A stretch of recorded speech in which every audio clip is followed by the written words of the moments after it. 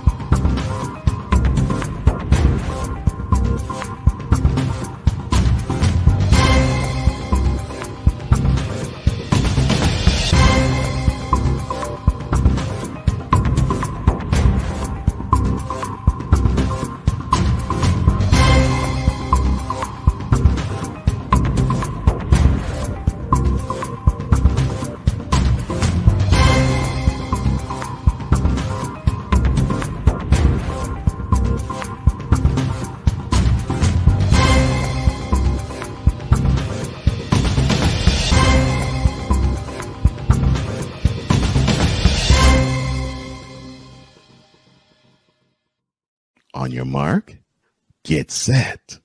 Let's go.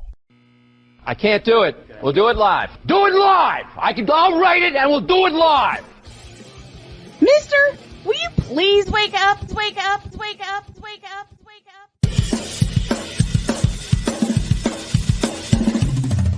Good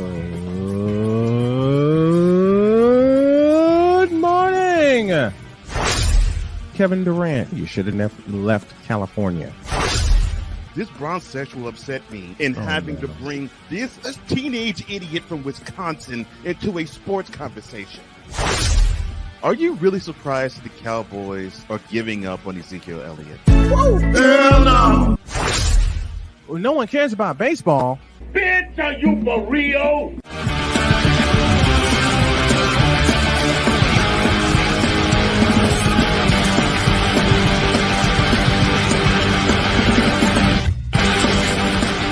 Oh, yeah! Woo! Day after Christmas, and I am enjoying life right now, and I hope y'all are too. Good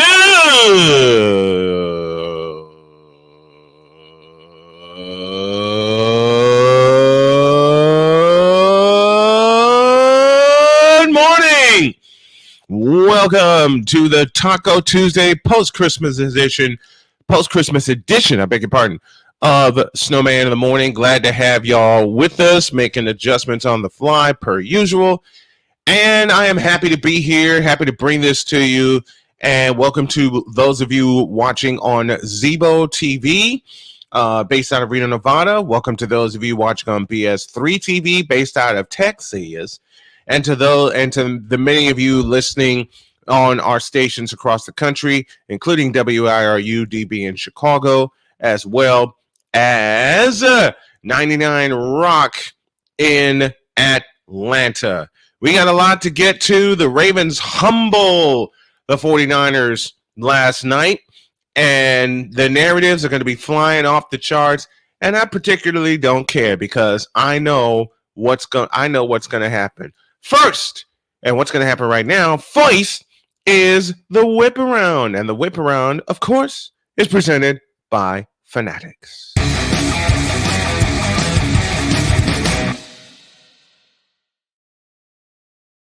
We do this NBA style, the Christmas Day games, as we start with the New York Knicks. They beat the Milwaukee Bucks last night, yesterday afternoon, to kick off the Christmas Day games by a count of 129 to 122. Giannis Antetokounmpo finished with 32 points. Chris Middleton had 24. Brook Lopez had 14. Giannis also added 13 rebounds. Damian Lillard also had 32 in a losing effort yesterday.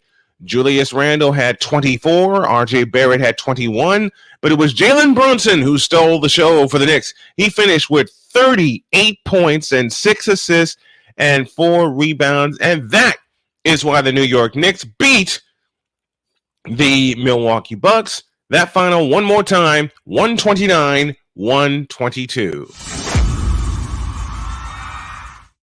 The Warriors challenged the champs, and they came up 6 points short. The final 120-114 before a very raucous crowd at Bell Center in Denver. Klay Thompson finished with only 9 points yesterday. Steph had 18. Brandon Podziemski had 13. Andrew Wiggins off the bench had 22 points as he's making his way back into the starting lineup. And Jonathan Kuminga finished with 13. Nikola Jokic had 26 and 14 last night. 3 players for the Nuggets had 10 or more rebounds. MPJ, Michael Porter Jr. finished with 19 and 10.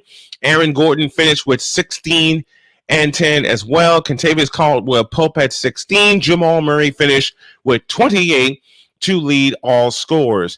Nikola Jokic should have been the MVP last year, and I believe he's going to take Joel Embiid's MVP and shove it down his throat and win another title in the process. Final one more time. Nuggets 120, Warriors 114.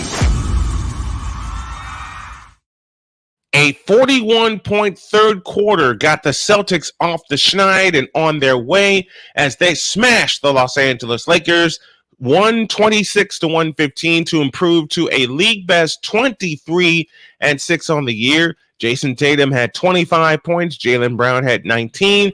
Kristaps Porzingis had 28 points and 11 rebounds to lead the Celtics. Anthony Davis had 40 and 13 for the Lakers last night. LeBron James did not play. Rest day for him. Jared Vanderbilt had 6. Cam Reddish had 5. Taurean Prince had 17 points. Well, LeBron James did play. I beg your pardon. I'm looking at it, and I didn't see it. He had 16 points, 9 rebounds, and 8 assists last night. But it wasn't enough as the Celtics beat the Lakers in the NBA's oldest rivalry. That final one more time, 126-115. The Miami Heat showed Joel Embiid what a team is like. Tobias Harris for the Sixers finished with 27. Kelly Oubre Jr. finished with 25. Tyrese Maxey finished with a dozen. DeAnthony Melton had 15, and Paul Reed had 4 points and 2 rebounds, all in a losing effort as the Sixers go down to the Heat by a final of 119-113. Jamie Jaquez Jr. finished with 31. Bam Adebayo, 26 points, 15 rebounds.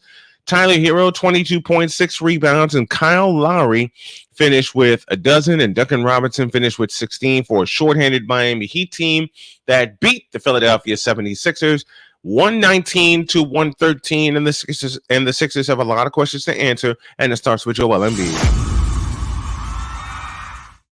Last but not least, the Dallas Mavericks used a 37-point money period to bury the Phoenix Suns 128-114. They trailed by 1 entering the fourth quarter, and then the Mavericks said enough is enough. They moved to 18-12 for the year, and a frustrated Kevin Durant and the Suns dropped to 14-15 on the year. Luka Doncic finished with 50 points and 15 assists. 50 points for Luka. What can you say about Luka? MVP candidate. Absolutely, he's an MVP candidate. 50 points last night in the winning effort. For the Phoenix Suns, Kevin Durant finished with 16, Eric Gordon 14. They were paced by Grayson Allen, who finished with 32.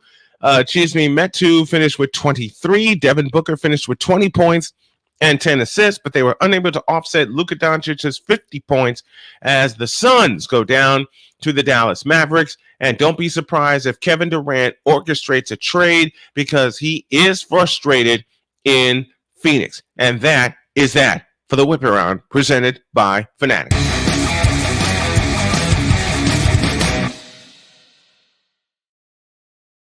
Coming up next, all Ravens all the time. I'll explain how the Ravens humbled the 49ers last night and what the Niners can do to bounce back. I'll save a lot of those thoughts for that 49ers show later on in the week, but Lamar Jackson put on a hell of a performance, and that Ravens defense set the tone and carried it all the way through. We'll break it all down when you all get back. This is Snowman in the Morning, presented in part by BetUS.com. We're back in a flash.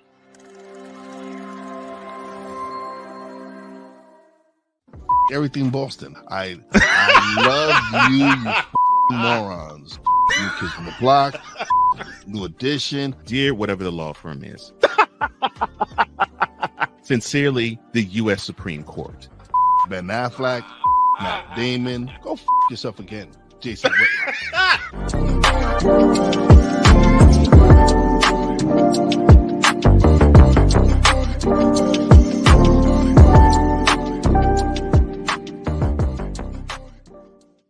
Join the transporter to Hades. Your butt and gut becomes one. Join the reformer of hooker whores. This is my daughter, Placenta Booty Johnson. Join the bronze car. Whenever you are in distress, take off your baseball cap and throw it in the air. Join your very own superhero of broadcasting, Chris Bass. So whatever color crayon they get, they palm it and do 2 circles, and that translates to, I can beat up black people. As he takes you through the week's paces in Baseline. Live every Saturday at 8 a.m. Eastern, 7 a.m. Central, Pacific Time Zone people, just stay asleep when this is on live and just catch the recording. Oh, I'm sorry. Exclusively on the Chris Bass YouTube channel.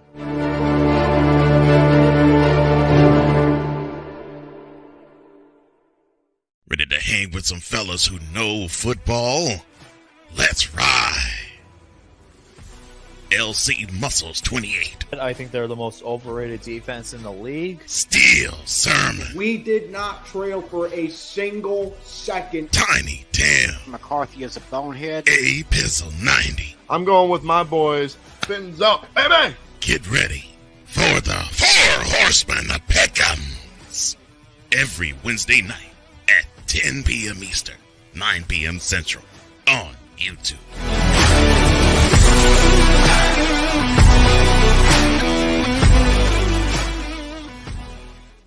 Mister, how do you operate this Twitter thing or this Instagram thing or whatever the heck?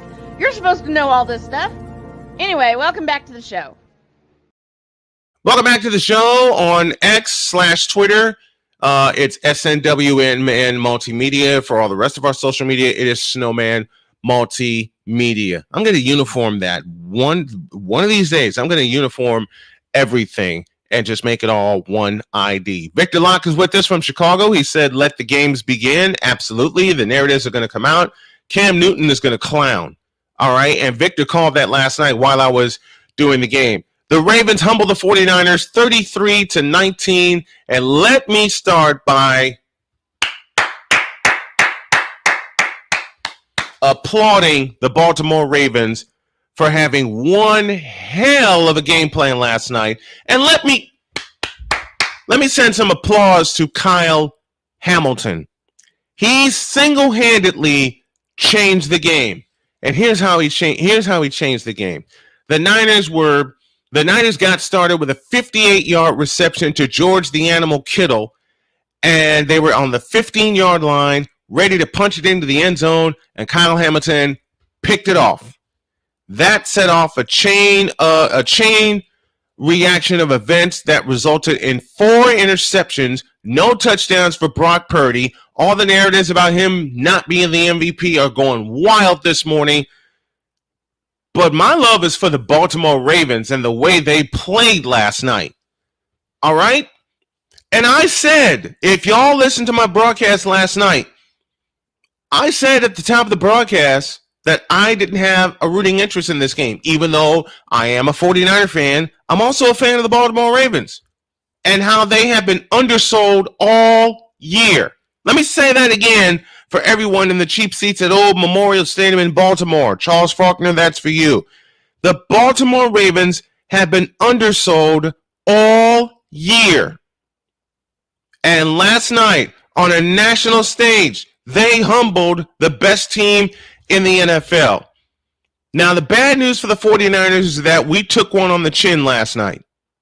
The bad news is Brock Purdy didn't throw a touchdown last night. The bad news is our offense got stymied, stopped, and ran into a couple of brick walls. But there's a lot of good news to this. For San Francisco, it's a chance for them to bounce back, and I'll talk about that. I will definitely talk about that next segment during a reality check for the 49ers. But, man, I don't care what anybody says. I don't care what people think. I know people are going to call the 49ers frauds, and I know that, and I don't care. I don't care because they did the same thing to the Baltimore Ravens when they went through a rough patch earlier this year. They did the exact same thing to the Baltimore Ravens, and now the Ravens sitting at 12-3. And don't undersell the Niners either. One bad game does not define a season, or in this case, 4 bad games for San Francisco didn't define their season. Because if those 4 games define their season, they wouldn't be 11-4 right now. They wouldn't be NFC West champions in back-to-back years, and they still wouldn't have the inside track to the number 1 seed in the NFC. I believe the 49ers are going to roll through the NFC, and they're going to roll into Las Vegas, and they're going to see the Baltimore Ravens again. They're going to see the Baltimore Ravens again. I'm not worried. I will never be worried about who we're going to see in terms of the Super Bowl. The Niners, the best thing about this humbling, okay? And the Ravens, let me do it again. Pardon me while I stand up and applaud the Baltimore Ravens and the way they played last night. And Lamar Jackson put on a show. All right, let's not get it twisted. Lamar Jackson put on a show last night. Every time he escaped to his left, he either found rushing lanes or he found open receiver. Zay Flowers, hello. Okay, the Ravens responded to all the criticism, and I admit I was a part of the criticism. I was a part of it, and the Ravens shut me up last night. So Ravens flock, you earned it. I think the magic number for the Ravens is 1 to clinch the top seed in the AFC. Somebody research that for me. The Niners still have a magic number of 2 to claim the top spot in the NFC.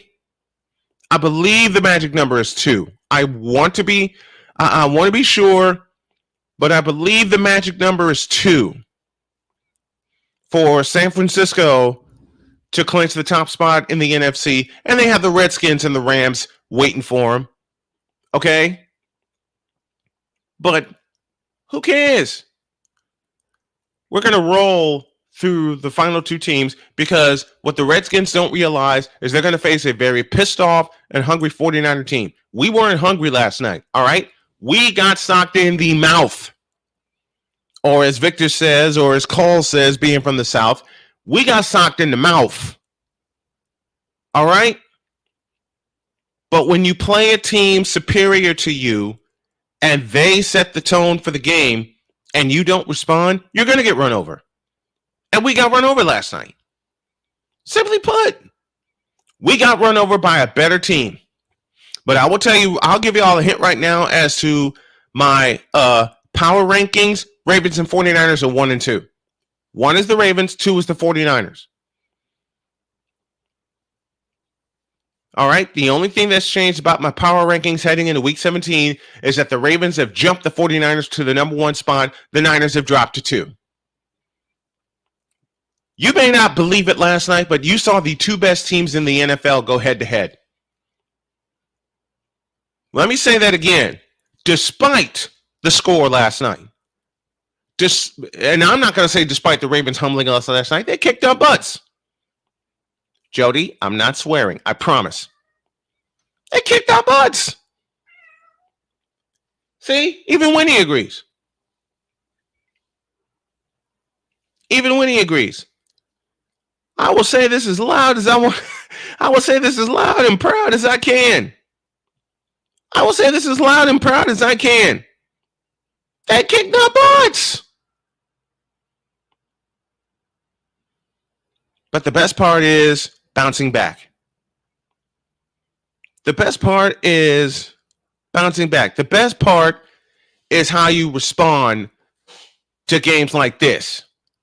All right?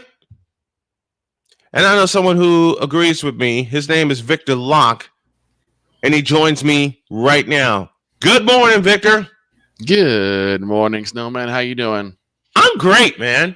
Good. Very I am feeling awesome. Just breaking down the 49ers and Ravens, and people don't believe me, and you already know this. You've been a journalist as long as I. Mm-hmm. People don't believe me when I say this is the first of two, especially after what happened last night. Baltimore kicked our butts. Let's just be real. But the best part is there's still 2 games left in the regular season for San Francisco. Well, first off, pardon me while I stand and applaud to not only to the Baltimore Ravens, but also to you, Snowman, for your amazing work. Oh, in thank that you. broadcast. I was very proud, man. Thank you. What a lot of people don't realize, the Deacon of Defense is here.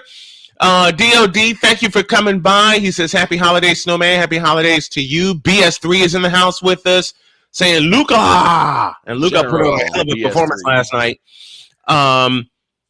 Man, we listen. I told the truth the entire game last night. People still don't believe that. Yes. You rode shotgun with me for most of the broadcast last night. And thank you for the compliment. It means so much to me. My wife came in last night, and while I was waiting for Charles to set up his stream, and she saw me wiped out, and she said, "What happened?" I said, "49ers lost." And I was like, "What?" And she said, "What?" I said, "Yeah, we lost to a better team." Yeah. She gave me a kiss, and she says, "I'm so proud of you for recognizing when." 1 week you run into a better team. I mean, too. What am I to do? What did I say at the top of the broadcast, Victor? I do not have a rooting stake in this game because you got the 2 best teams in the NFL. You have two of the best teams in the NFL right now. Yep, the best in the AFC and the best in the NFC. It could go either way. Say that again, please. And I already gave you a preview of my top 10. Baltimore's 1, San Francisco is 2. And it's like, I don't trust the Dolphins. I don't trust the Cowboys. I should trust the Eagles. The Eagles are at 3 right now in my rankings, and I'll do my rankings later. But how can you not trust Baltimore and San Francisco to be your top 2 teams in your rankings? How can you not? I have no idea. And I told you what was going to happen. Cam Newton is clowning. Oh, yeah. And I don't care. As soon you as understand, you understand me? I don't care. Right. Nor should you, because at this point he's become. Here's the funny thing: for someone who believes himself to be so relevant, he has become the real Mr. Irrelevant. It's only select people are actually listening to what he has to say. Of course, he had the his 3 monocle emojis as if he said something that made sense. Right. The Hawk TV is with us. Good morning they're to you, hungry sir. for something. Yeah, they are. Listen, this is one of the times, even as a fan, where I have a big smile on my face after a 49er loss because I know what's coming up next. Yeah, the Redskins are going to get it. Yeah, the Redskins are going to get clobbered, and the Rams are going to get clobbered in Week 18 because it's in Santa Clara. That's only the 2nd loss of the year for us in Santa Clara. Right. The other 2 have come on the road at Cleveland and at Minnesota. And we're not losing on the road to the Redskins. And if I'm a member of the Moronic Republic, I would really be quiet because we took a much harder loss against the Buffalo Bills. So I would. And you took a loss, and they take a loss against the Miami Dolphins. Greenville Sports Media. Greenville Sports Media joining us this morning. Man, you know something? Like I said, I'm sitting here with a big smile on my face because if we were in a position where our chance to make the playoffs was in peril, I wouldn't be so jovial. But you already have that. You already have. we already clinched the playoff spot. We've locked down the NFC West for the second consecutive year. Exactly. The magic number is 2 to win the top seed. I got nothing to feel bad about last night. Hawk TV says you, the 49er faithful, and the 49ers themselves don't have to feel bad, nor should feel bad about the loss last night. We faced a better team that came ready. Exactly. Fred Warner, Brock Purdy, Kyle Shanahan, and you know, people can say what they want about overcoaching. They can say what they want about why are you doing this late in the game. It's football. Shut it up. The biggest thing you have to remember is that what did we talk about with adversity? How you respond to it. And that's going to be the big key for how the 49ers. This game should just keep the 49ers hungry. Yep. We're not in the playoffs yet. We're not in the postseason yet. Mm-hmm. We got to keep our nose to the grindstone. We need to keep pushing and keep getting better and better so games like this does not happen. Because luckily this happened in week 17 and not Super Bowl Sunday. Yeah, luckily this happened in week 16 and not week 18 with the number 1 seed hanging in the balance. Exactly. And the Niners have a 2-game lead over the Eagles because we beat them. 2-game lead over the Cowboys. Essentially, it's a 2-game lead over the Cowboys because we beat them. Mm-hmm. And I have nothing to be ashamed of. Nothing. No. I got nothing to be. My top 3 teams in my rankings right now go Raven 1, 2, and 3. 3 is the Eagles, 2 is the 49ers, 1 of the Ravens. This is what I said about the Cowboys game in week 5. If the Cowboys went and played a great game and still lost, I would have been happy. Yes. At least I'm like, you know what? The Niners is a better team. Mm-hmm. But we played our hearts out. We played as well as we can, and that's it. But that didn't happen. Of course, we knew we got blown out. But if they had just played a really tight wound game and just lost, okay, is what it is. You lose a better team sometimes. And this is what happened to us last night. We lost to a much better team. Period. We lost to a much better team, and I have no qualms about it whatsoever. Hey, folks, if you're watching on YouTube, smash that like button, hit that subscribe button. We are at 983 subscribers. We picked up 10 last night. We picked up 10 last night, and I want by the end of this week to get to 4 digits and get that magic 1,000, and just go from there, man. So thank you to everyone. Thank you, seriously, Larry, for tuning in last night. Hawk TV says also a lesson for the Ravens. If the Ravens don't score more touchdowns, the 49ers will have a chance. That he is right about. Yeah. Because a lot of points. They scored on 7 straight drives. 4 of those drives ended in field goals and not touchdowns. So the score should have been much worse. Yeah, they left a lot of points on the field. Both teams did. Okay, both teams left points on the field. The Ravens just took advantage and scored on 7 straight drives. Okay? But be that as it may, you got the 2 best teams that are steaming toward a rematch in Las Vegas. Mm-hmm. They are steaming towards a rematch in Las Vegas. And why not? Why not? And why not? The thing is that everyone's gonna slip banana peel. Everyone, we're all human. Mm-hmm.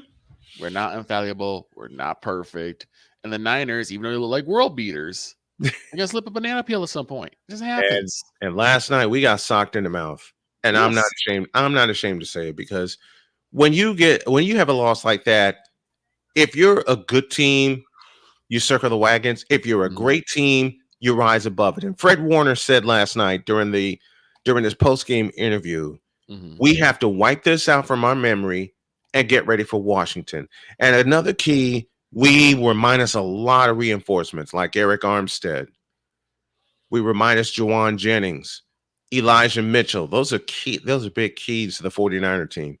And from what I'm told so far, Armstead may still be out for Washington, but we may get Jennings back. He was in a concussion protocol. But you play the hand you've been dealt, and you play the team that's in front of you. Yeah. And the team that was in front of us last night is the Baltimore Ravens. And in Week 17, the team that's going to be in front of us are the Washington Redskins. Yep. I don't know if the Niners are the team they say they are. This shows when they face a defense as formidable as the Ravens. Look, Williams Hugo, let me say this. One game does not define a season. We know the playoffs are a much different animal, and the Niners are the team that they say they are. And here is going to be the proof. It's the way they're going to bounce back in the next 2 games. They bounce back the next 2 games. When they claim the number 1 seed, which they will. The most important thing, they get a week off. Yes. And the Niners have the inside track, once again, as I said, with a 2-game lead over the Eagles and a 2-game lead over the Cowboys. Because the Cowboys have lost 5, we've lost 4. Eagles have lost 4, but we wouldn't kick their butt in Philadelphia. They are that. The Niners are that team. All right, the Niners are that. The Niners are that team. It just shows that where the offense can get better against the defense. Absolutely, that's it. Absolutely. And you could break all that film down and use it.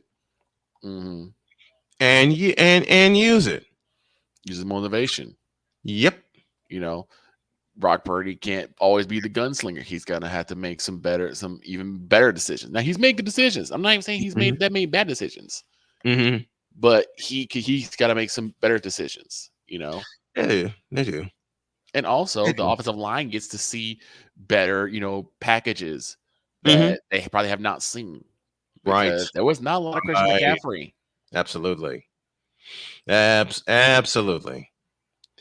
Oh, man. I want to welcome the folks watching via millions.co. So we got even more fans watching. Like I said, if you're watching via YouTube, hit that subscribe button. We are on the verge of 1,000 subscribers, and I want to get to that before the new year. Later on this week, we'll break down the college football playoff. But I'm going to flip subjects, and we're just going to have some humor probably for the remainder of the show. Yesterday was Christmas. I want to know, what was your best gift and what was your worst gift? I want y'all to think about that as we take a break and come back with more of Snowman in the Morning on this Taco Tuesday. Back after this. Hey, Eagles fan. Join my man Cool McCain and a host of others as they break down every single game, every single week in an objective manner, and also from a fan's perspective as well.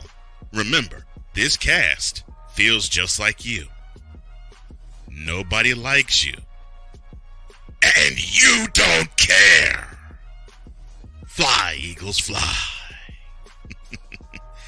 Eagles Elite Podcast. Every Wednesday at 8:30 p.m. Eastern on YouTube and other podcast outlets.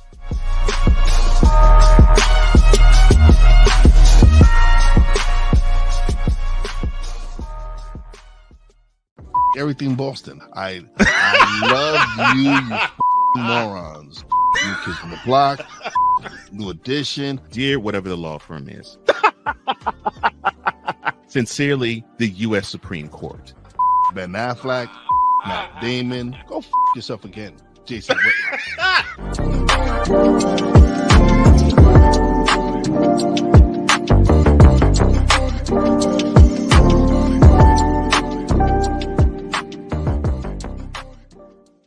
Ready to hang with some fellas who know football?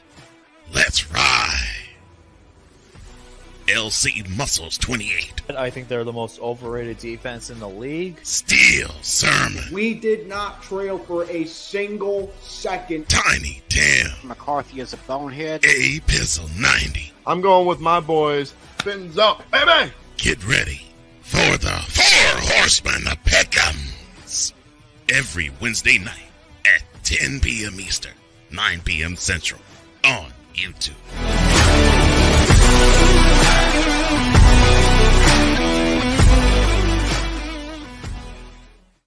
Poppy J. You got the option to cry for the government. You got the option to protest. You got the option to keep buying.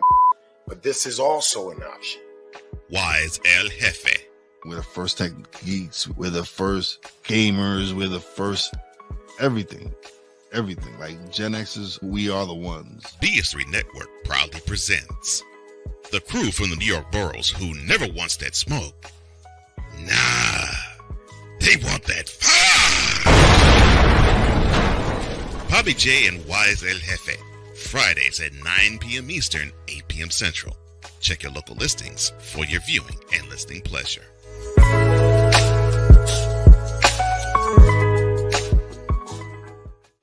Mister? How do you operate this Twitter thing or this Instagram thing or whatever the heck? You're supposed to know all this stuff. Anyway, welcome back to the show. Welcome back to this post-Christmas edition of Snowman in the Morning with Cole Johnson. Glad to have you all with us. And our EP is doing the damn thing with Sensei Drew as they have Total Football Talk. It's happening right now on the Sotoba Media YouTube channel, as well as the Comey Media YouTube channel. If you get a chance, I beg your pardon, go check them out. Absolutely fabulous show and fabulous people. Now let's laugh. And y'all heard the teaser before I went to break.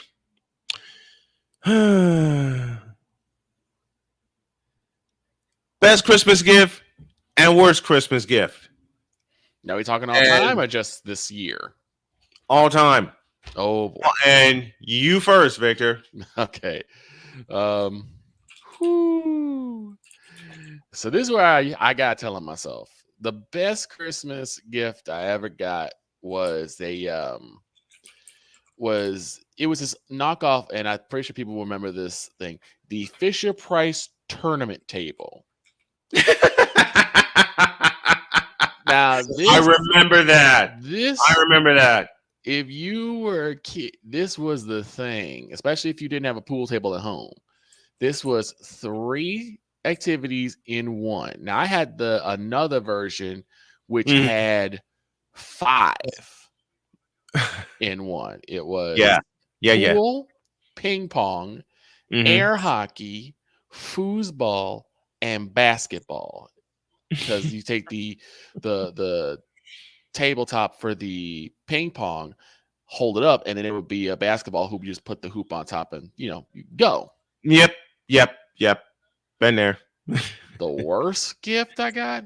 The worst. Was a beating. Was what? A beating. You see, in 4th grade, I wasn't really that big on studying. Oh no.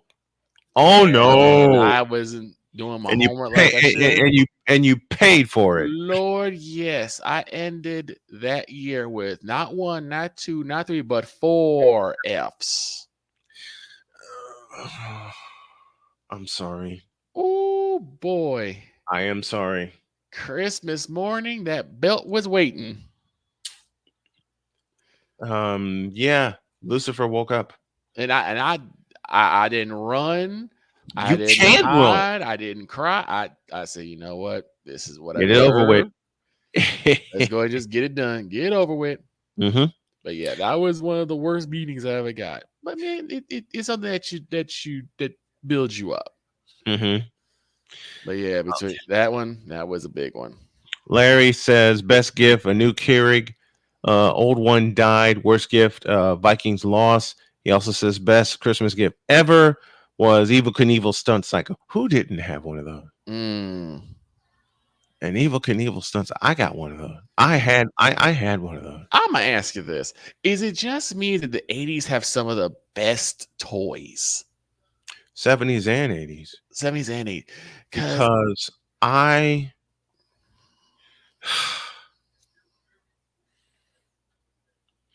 all right, I'm dating myself. Y'all know I'm 51. I'm just gonna go ahead and just tell one of the best gifts I ever got was a handheld football game.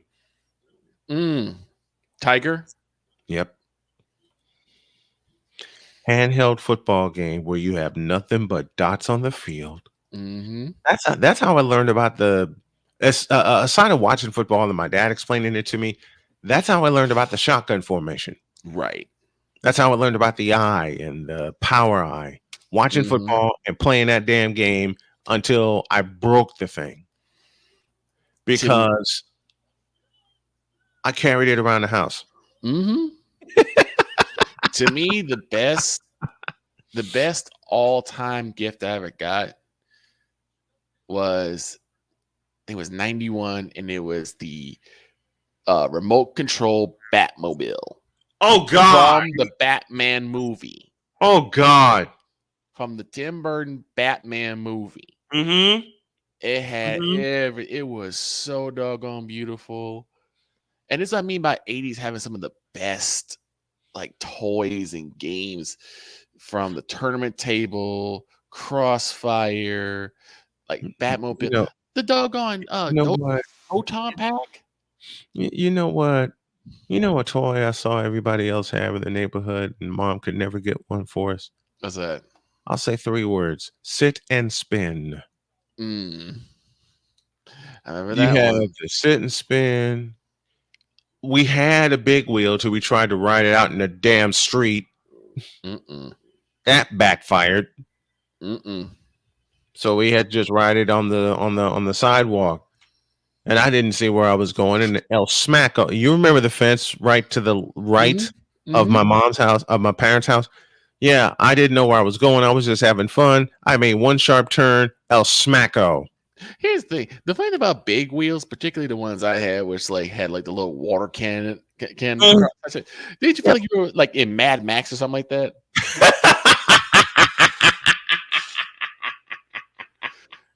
You were not a kid. You were a road warrior. Yes, you were. Mattel Electronics Football, Little Red Dashes. That's right, Larry. That's the exact game I got. My dad got it. My dad got it for me for Christmas. Okay? And the bad part is, when I got it, that Christmas fell on a Saturday, and the doggone Vikings were playing. Yep. in the Metrodome. In the Metrodome. Yeah, game in the Metrodome. When my dad gave me that, when my dad got that for me, best gift I ever. Best gift. Well, 6 of them. The last 6 Christmases with Jody. Hey. The last 6 Christmases I've had with my lovely wife. You can't beat those. I can't. No matter what we did, whether we were at home, whether we were in North Carolina, or visiting the in-laws. Right. I saw my nephew's out of the country in the Army. He FaceTimed us yesterday. Nice. And he was so surprised to see me on screen. Love that game. Talking about Mattel Electronics Football, says Thomas, and the racing one with a steering wheel. Yes! When you crash, you just see this big red dot. Yep. You see a big red dot, man. Oh man. The best one of the best gifts I ever got, my Atari 5200. Another really great gift that my dad got us, the Ultimatum. This big old bazooka. Oh yeah. We had to go to the park because this thing would go hundreds of feet. You couldn't use it in the backyard. You can't do that in the backyard. You certainly can't do it in the house. No. You try to do it in the house, you get your butts kicked. Absolutely. And you wouldn't be able to play with it anymore. Worst gift I ever received was my Washington Redskins losing to the Cowboys badly. Been there. I got like I said, my Atari 50. I got to tell this story. The year we got our Atari 5200, my sister and I ran over to that gift and tore it open because we kind of snuck in my parents' room and we found what it was. Now, come on. Who hasn't snuck in their parents' room to try to see what they got for Christmas? Oh, absolutely. Before they wrapped it up. That's the thing. That's the thing. Before they wrapped it up. Anyway, we get the 5200, and Mom gets this idea. We're gonna play it in the basement. All right, cool. Then my next gift that I got, which my dad and I played with all day, was an autographed Joe Montana football. Mm-hmm. What? Because after I saw Montana beat the Cowboys, I became a 49er fan for life. That play, you know, Vince Scully, thank you.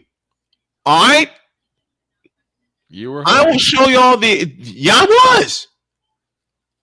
January 10th, 1982. I will show y'all the exact play that made me a 49er fan for life. Again, we go back to January 10th, 1982. Vince Scully on the call. 3rd and 3. We'll see a pickup sometime on the right side, possibly. Montana looking, throwing in the end zone. Clark caught it! Dwight Clark! Made me a 49er for life. And I got a Joe Montana football. So every time my mother and my sister would be playing Centipede. Forget Pac-Man. We play Centipede all day. Trying to figure that damn game out. That game was so much fun. Hold on. Quarter in the swear jar. That game was so much fun. You couldn't figure out Centipede. For the life of me, I couldn't figure out Centipede. So me and Dad would toss the football in the basement. Then if it was the guy's turn to play, me and Dad would play Centipede. Oh. Speaking of footballs and speaking of Christmas. Yes. When unfortunately my dad and my mom had split and we were with my stepmom at the time. And so all the boys would go downstairs and play football. It's like, like toss a little this little Nerf football around. Yes. Right? Yes. And we're just tossing back and forth, right? And then my dad comes down and we're just tossing back and forth. And my dad just, for some reason, just said, "Hey, throw it as hard as you can," to my brother Brandon, right? Right. So he fires back and launches a dart. It hits. Now, mind you, we didn't have like a light fixture. It's just the bulb, right? Right. It goes right through the bulb, shatters the bulb.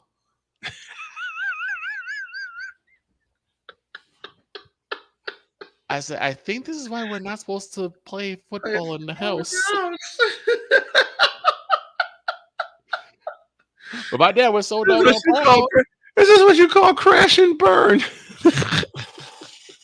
But you know what, though? My dad was so proud because he did not think my brother could throw a football that hard. The worst Christmas gift I ever got. Oh, no. Was the flu. Ooh. 1995. I was with my ex-wife at the time.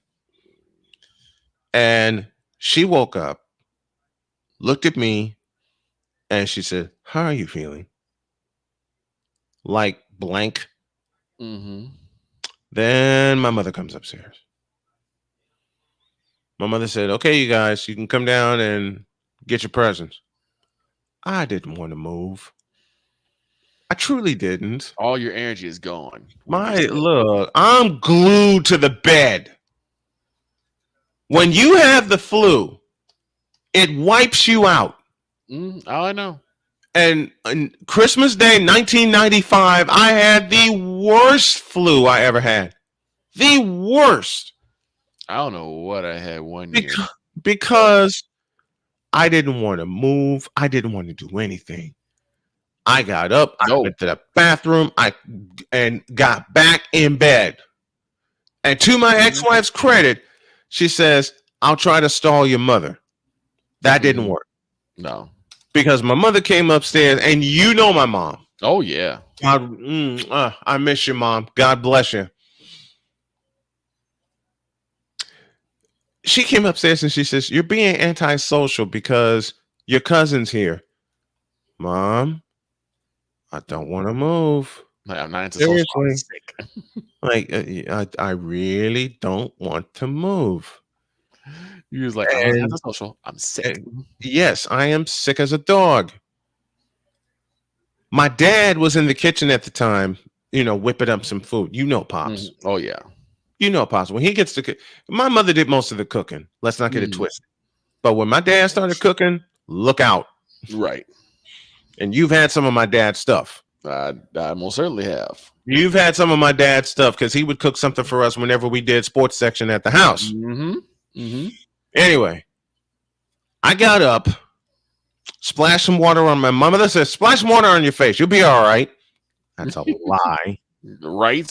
Wait, let me do this Bill Cosby style. My mother thought it was being antisocial. Your cousin's here. You need to talk to your cousin. You need to talk to your sister. Y'all need to come downstairs. Mom, I don't feel well. Just splash some water on your face. You'll feel all right.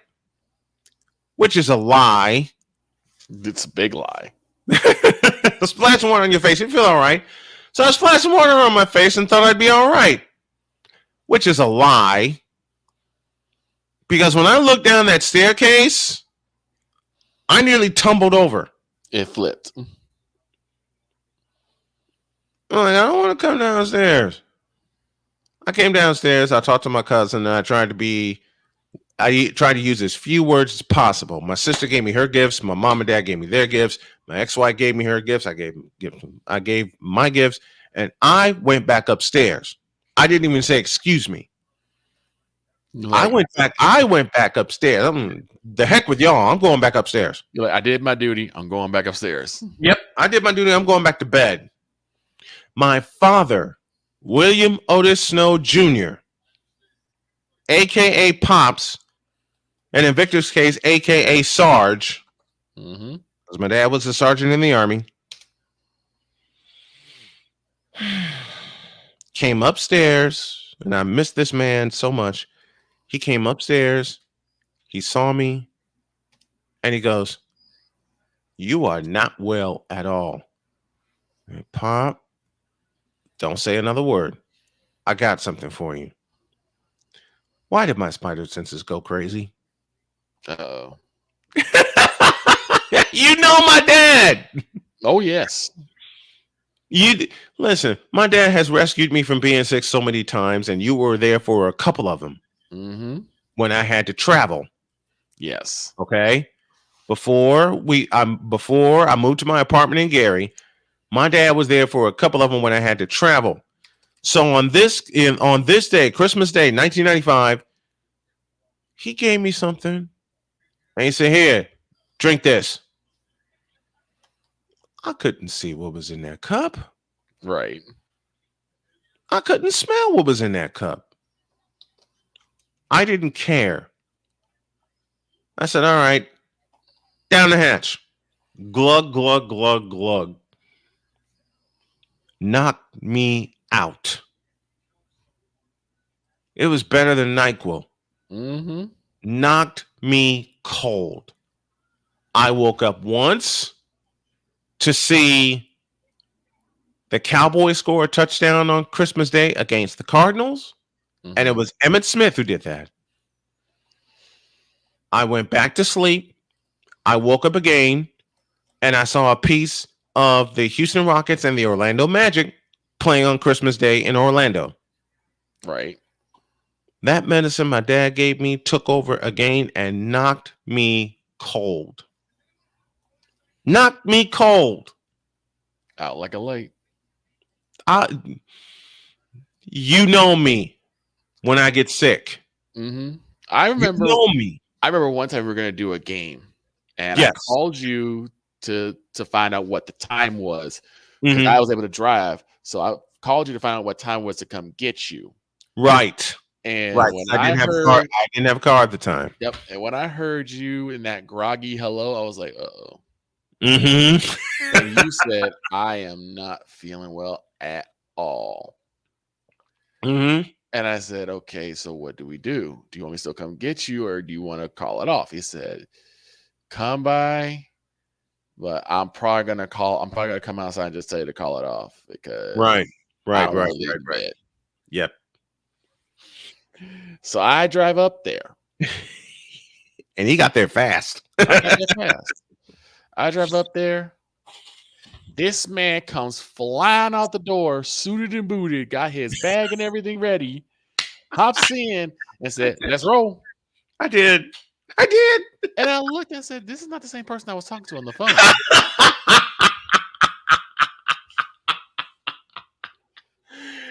I never did tell you what happened and what made me feel well and what gave me that adrenaline. After you hung up, I fell back to sleep. Mm-hmm. And somehow the timing came into my brain. 40 minutes. That's all I need. 40 minutes. I slept for those 40 minutes, and all of a sudden, I springboarded into the bathroom, got a shower, got ready, shirt, tie, everything. I was working, I will tell you, Victor, I was working on pure, unadulterated adrenaline. I didn't take any medicine. Big mistake. Yeah. I didn't take any headache medicine. Bigger mistake.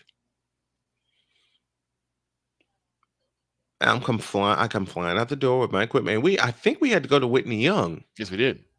We had to go. No, take that back. We had to go to Chicago State. Oh, okay, yeah. We had to go to Chicago State. I went there. Victor drove me in. I set up. Everybody's like, "Are you okay?" I'm fine. I'm fine. You know, shook hands with everybody, met the media, did the game, packed up. And Victor put his arm around me and said, "Get your blank out of here and go to the car. I'm right behind you." Right. Because I was about to fall flat on my face. Yeah. We had a 30-minute pregame show and an hour-long post-game show. Don't ask me why it went an hour. We didn't plan. We held a production meeting, okay? Me, Victor, and like 3 other people. We didn't plan for that post-game show to be an hour. No, but there was so much that happened that game that we had to take it to an hour. I didn't plan for it to be an hour. WCSU didn't plan for it to be an hour, but it was an hour. I love Seriously Larry's comment. I gotta go back to this one. I snuck in my parents' bedroom and thought I was getting Playboy magazines for Christmas. I could dream. Yes. Yo. Yes. Oh gosh. Every kid, every boy, every young man has stumbled onto the stash at one point. You see my hand, don't you? Exactly. Guilty. Listen, guilty is charged. And your mind flies about 150 miles per second. Like, what in the world is this? You know what I discovered in my dad's dresser? In my dad's nightstand? That is Hustler. Hustler. Penthouse for me. I discovered my dad had Hustler magazines as well as Playboy magazines. Mm-hmm. What? And you don't say a word about it either. No, you don't say a word about it. Listen, you're too busy enjoying it. You don't get to say a word about it because it's gonna get moved. Yeah. You're too busy enjoying it, man. Hey. Come on, you're too busy enjoying it. It happens. It happens. But when I discovered my dad's stash, it got moved in a millisecond.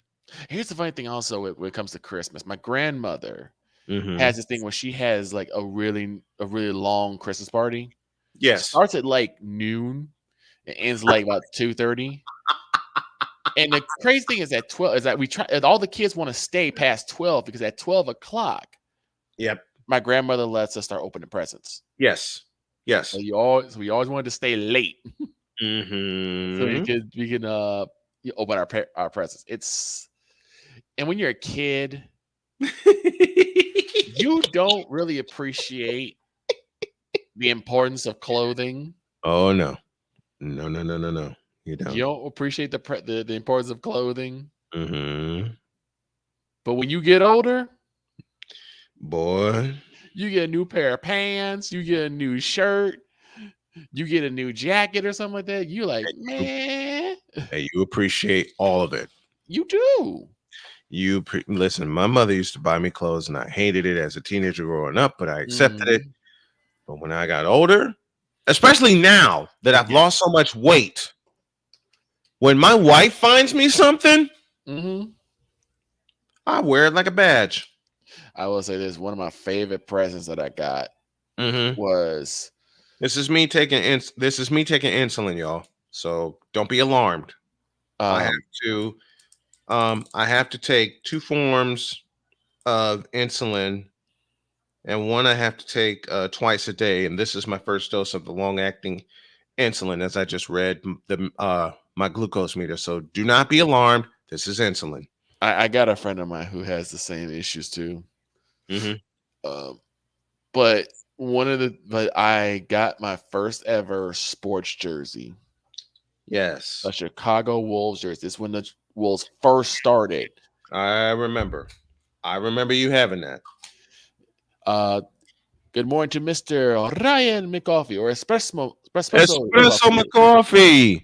Yes, when you're a kid, clothes are a disappointment, but when you get older, you appreciate it more, especially if it's socks, or in my case, with my wife, 2 packages of underwear.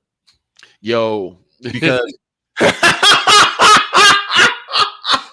yes, Lord. My wife got me 2 packages of underwear because I'm transitioning out of the big clothes, and now standing 6'5" and 260 pounds, and I'm trying to get that down to 230. That's my wife's suggestion. Yeah, I love it. I agree. When I saw those 2 packages of when I saw those 2 packages of underwear, I said, "Baby, thank you," because y'all know I have bowel issues since my surgery. I only have 1 good kidney, and it's getting better because flooding it with water. And I'm trying to figure out what probiotics I need to get and what digestive enzymes I need to get. So I basically can just use the toilet when I need to, not 4 or 5 times in an hour. Exactly. Y'all know about the problems I have, but when I saw those 2 packages of underwear yesterday, or actually Sunday, she gave them to me Christmas Eve. Y'all don't understand what that does for me to have my wife, Jody, understand what I need. Not what I want, but what I need. And speaking of what I need, one more gift I'll show you before we go to break is this.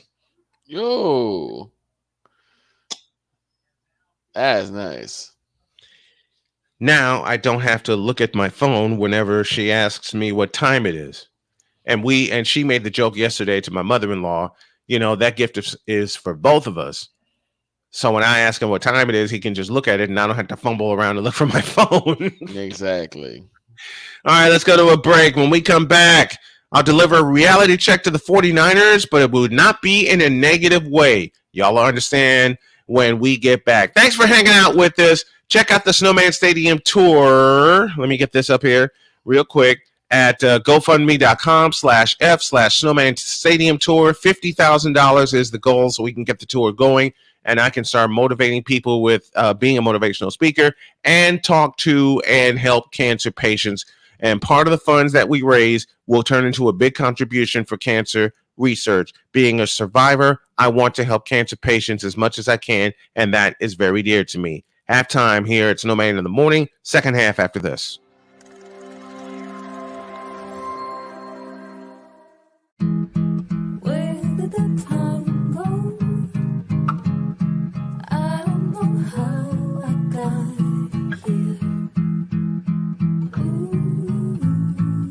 You've done the hard part. You quit smoking.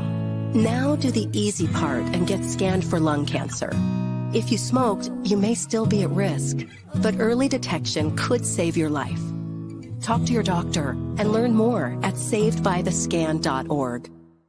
If you talk, they will hear you. We all want our kids to grow up safe and healthy, so we show them how. And we tell them with honest conversations that let them know what we expect. Not just one time, but every chance we get.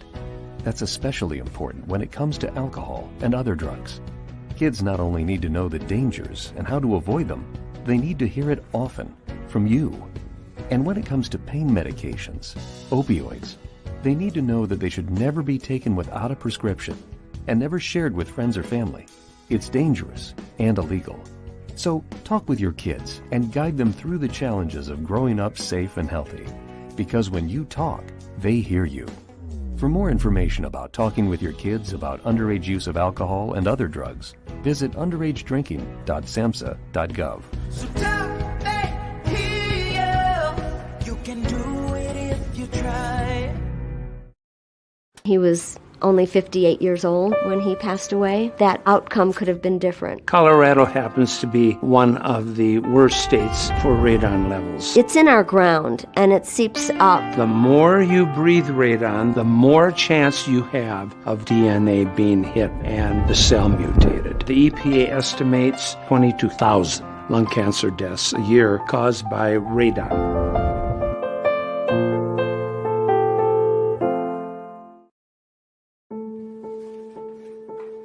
We all make choices.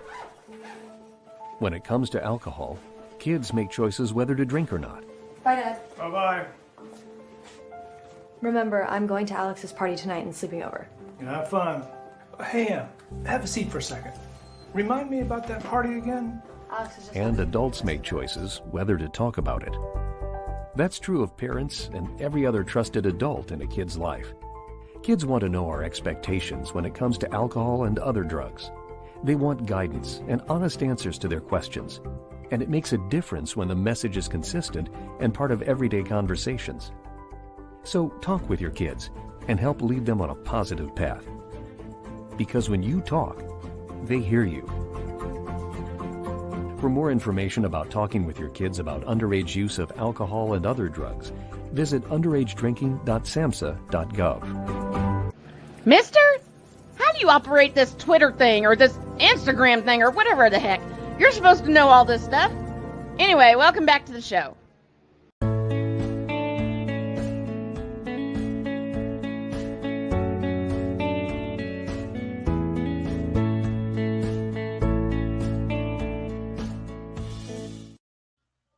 Okay, I'm going to make a change in the program. Welcome back to Snowman in the Morning. 12:07 is the time. And instead of doing a reality check, I'm going to, first of all, shout out someone very, very dear to me and very special to me as I'm messaging him right now. His name is Bill Baker. And I'm sending him congratulations on his final broadcast of the NIU Huskies. Northern Illinois. Mm-hmm. And why am I doing this? Because his bowl game that he just called is his last broadcast. Wow. 44 years. That's amazing. That's the career that I want. Lock in with a high school or a small college and just be there. That's the career you're going to have. That's the career I'm going to have. I'm 28 years in right now. Did with several schools. I've listened to him. Man, I hardly have any words. But on my maiden voyage,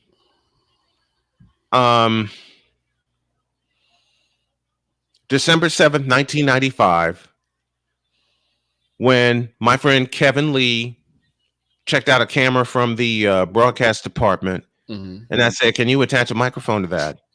And he said, "Sure. What do you have in mind?" We went to Jacoby Dickens Center, and I called my first game, Northern Illinois versus Chicago State. Now, granted, Northern Illinois beat us by 40. It was my first one. But the experience is still, it can't be denied. It can't. And Bill Baker, oh, man. When I was younger, I used to do a lot of driving on Saturdays. Yep. Just going back and forth, going to my friend's house or hanging out, and I just love to just drive. And every time I would put on, I believe it was AM 1000, and Northern Illinois would be playing. Yeah. So I would continue to be listening to Northern Illinois games. They're so awesome. And Bill Baker is retiring. Wow. I might have to put an application in to succeed him. You should. Man, You absolutely should. This was the first broadcaster I ever met, in lieu of having an opportunity to meet the late great Jim Durham. Mm-hmm. But Bill Baker, what a I've career. only seen him 3 times, but he's been such a friend to me over the course of 28 years. I saw him at Chicago State. I saw him at Northern Illinois when Chicago State went there to play them in the new field house. Mm-hmm. And then I saw him in Detroit 6 years ago when I covered the Quick Lane Bowl at Ford Field. Right.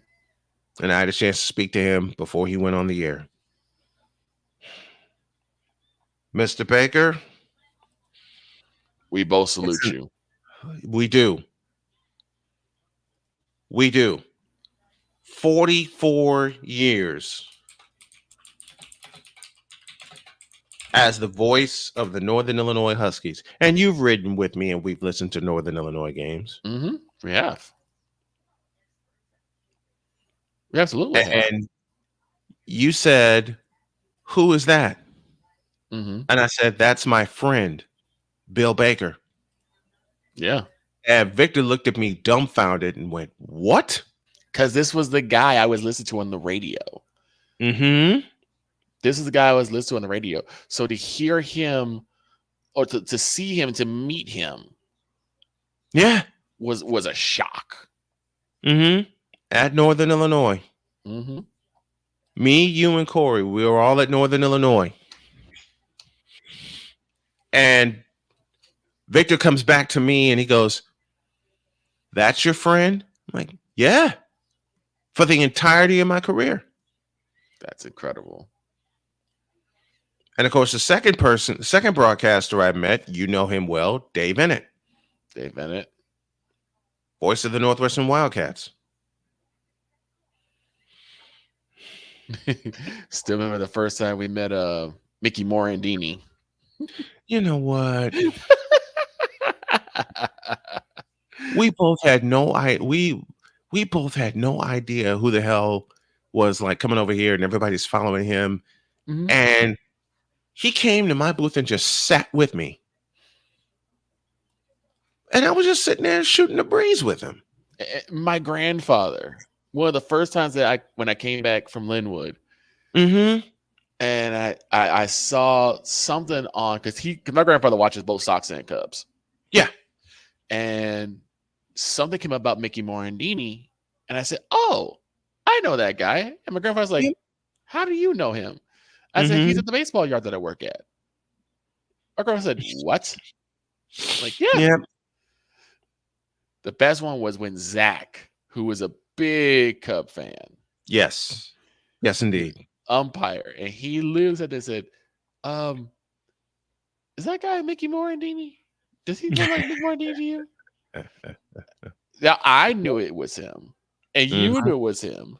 Yep, I sure did. Said, well, why don't you ask him and find out? I don't know. Of course, he goes and he is just dumbfounded. And they look like, you knew, didn't you? I'm like, kind of, sort of, maybe. Mm-hmm. Mm-hmm. But those are some of the times where you're starstruck, when you are legitimately starstruck, and Bill Baker was no exception. Man, Bill Baker's the man. 44 years. That's, like I said, I'm approaching year 30. Okay. And I'm proud to say even though most of my games are done here in studio due to my health, I'm proud to say I'm in my 28th year of calling games. Not many people survive 5-6 years. No. 28 years, man. Some people don't even survive 3-4 years. No. Of this business. No. This is my 28th year. And I'm very proud of that. And Bill Baker, to say that I'm very proud of you is an understatement. It's an understatement. The way you have handled yourself and continue to handle yourself as the voice of the Northern Illinois Huskies. It's going to be weird not hearing your voice next year, but a shout out to Andy Garcia, his successor. I look forward, Andy, to meeting you, to talking with you, and just you may have an getting interview. to know. I'm way ahead of you. Way ahead of you, partner. Way ahead of you. Because I want him to be on my show. Andy Garcia, I'm shouting you out right now. Mm-hmm. I want you to be on my show. I want to get Bill Baker on to talk about his retirement and other things. Dave Sims. All right. Dave Sims, the fabulous television voice of the Seattle Mariners. But I know it's going to take me a bit to get him on, but I want to get Bill Baker on. My first. Why am I crying? Because he's a friend of yours. That's why. Mm-hmm. And he's an inspiration too. Big time. That would be an understatement saying how much of an inspiration he is. Exactly. Nothing wrong with that. It's crazy seeing how much and knowing how much he means to me.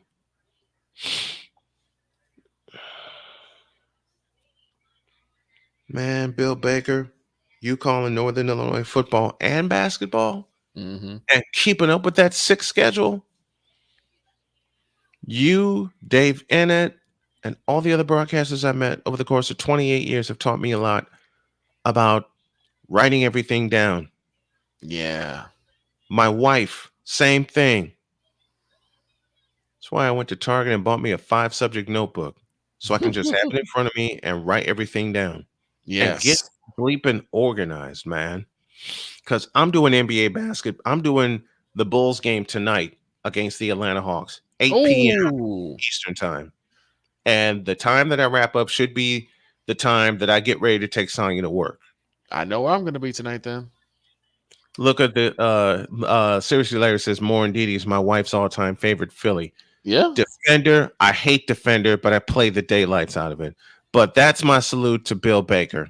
Bill, congratulations on a fabulous 44-year career as the voice of the Northern Illinois Huskies. Yes, sir. Congratulations, my friend. You will forever be identified with Northern Illinois as the voice of the NIU Huskies. You will also be forever identified to me as a friend, as a mentor, as a teacher, and just as a listener. Because you didn't have to greet me at all. Right. You didn't have to shake my hand. You didn't have to give me a hug when we were at Northern Illinois. You didn't have to do any of that. But you did. You didn't even have to say hi to me, even though you had to usher me out because you were like 30 seconds to a minute away from going on air. Mm-hmm. But you did. You did. And I can't be mad. I can't do nothing but salute you, Mr. Baker.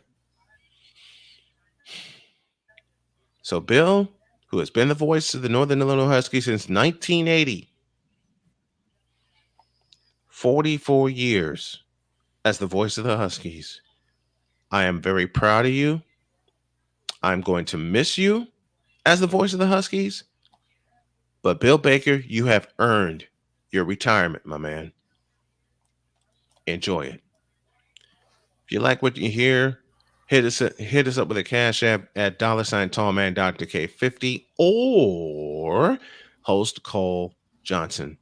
And if you want to advertise with us, drop an email to snowmanmultimedia@gmail.com or call 317-762-8567. Okay.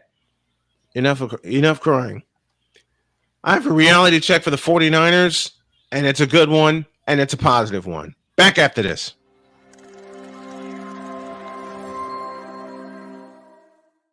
everything Boston. I love you morons. You Kids on the Block, New Edition. Dear whatever the law firm is.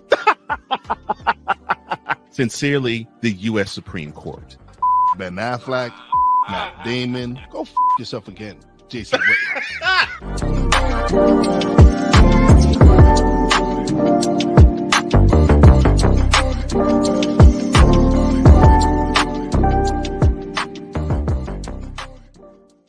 Ready to hang with some fellas who know football? Let's ride. LC Muscles 28. I think they're the most overrated defense in the league. Steel Sermon. We did not trail for a single second. Tiny Tim. McCarthy is a bonehead. A Pizzle 90. I'm going with my boys. Fins up, baby. Get ready for the Four Horsemen of Peckham's.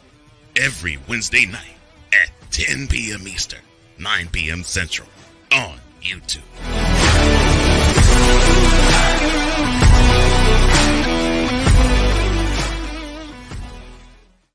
Poppy J. You got the option to cry for the government. You got the option to protest. You got the option to keep buying. But this is also an option. Wise El Jefe. We're the first tech geeks. We're the first gamers. We're the first everything. Everything. Like Gen X's, we are the ones. BS3 Network proudly presents the crew from the New York boroughs who never wants that smoke. Nah, they want that fire. Poppy J and Wise El Jefe. Fridays at 9 p.m. Eastern, 8 p.m. Central. Check your local listings for your viewing and listening pleasure.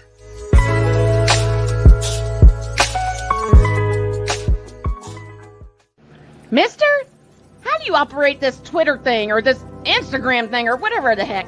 You're supposed to know all this stuff. Anyway, welcome back to the show. I have something to say to Thomas O'Boyle. I would love nothing more than to be in the Zebo studios doing this show, having Cole Johnson with me, having Victor with me, and having a few more toys to work with. I want to make that happen. That's one reason I want to do as much fundraising as I can for the Snowman Stadium tour.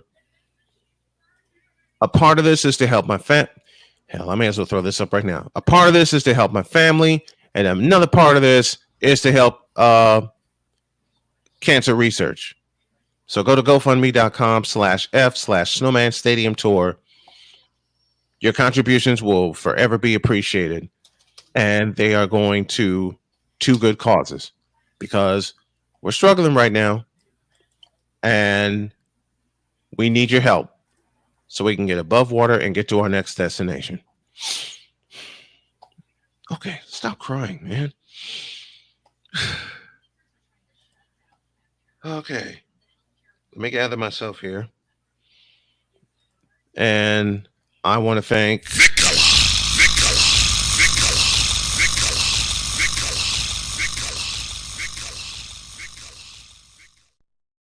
for riding shotgun with me. I appreciate you, brother, so much. Not a problem whatsoever, sir.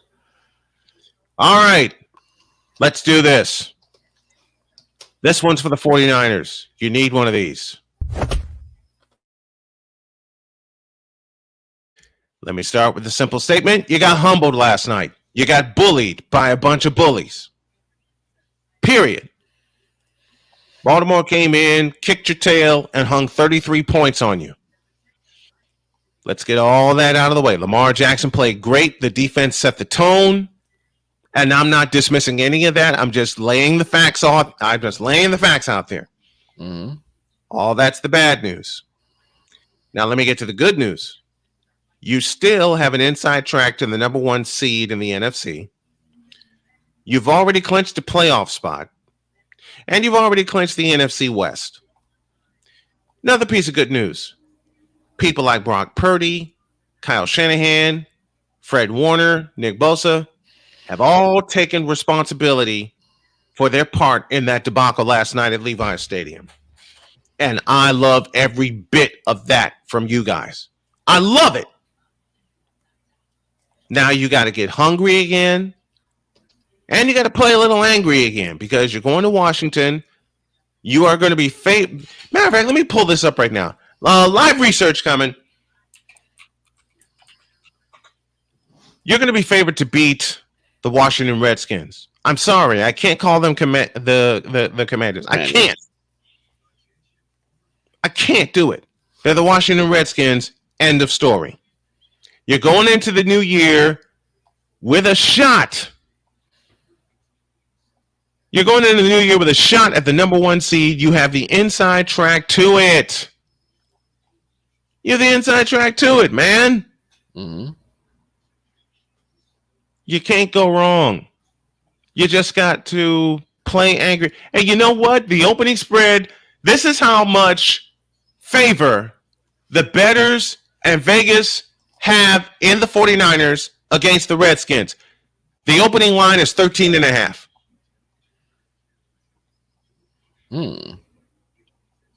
Cover that, will you please? Because I'm going to go ahead and put some cheese on it.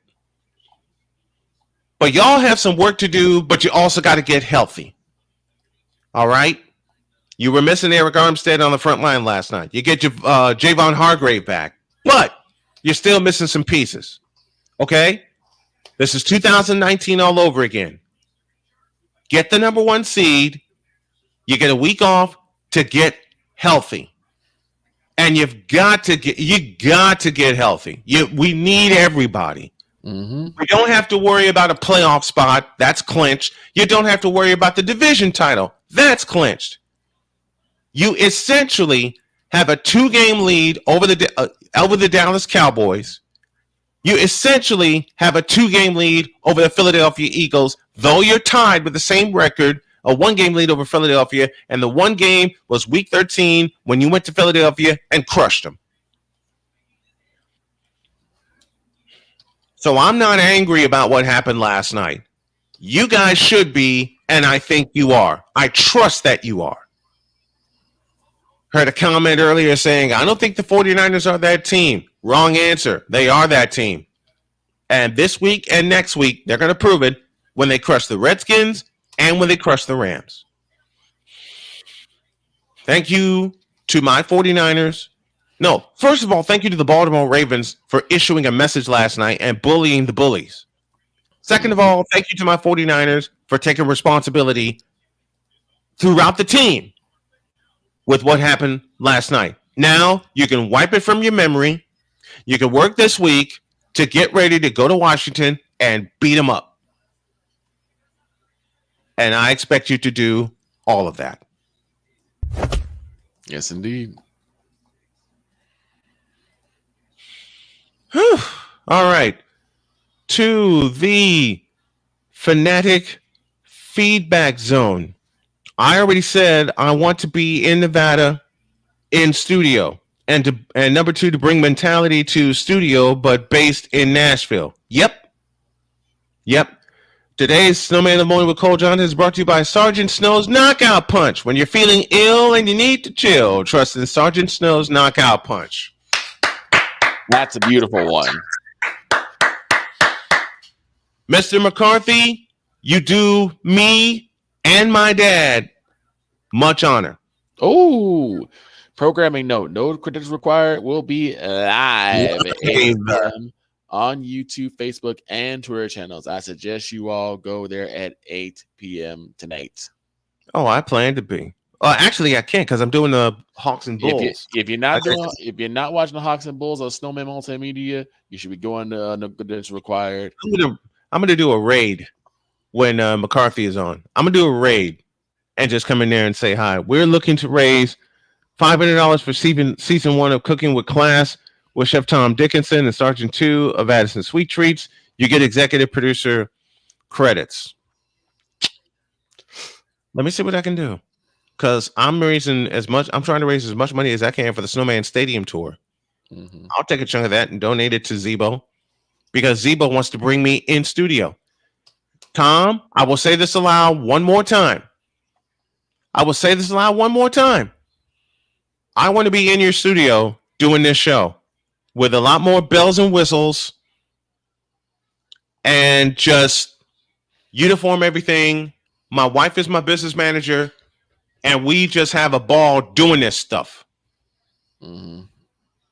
And we are in the process of seeking a sales manager locally and nationally.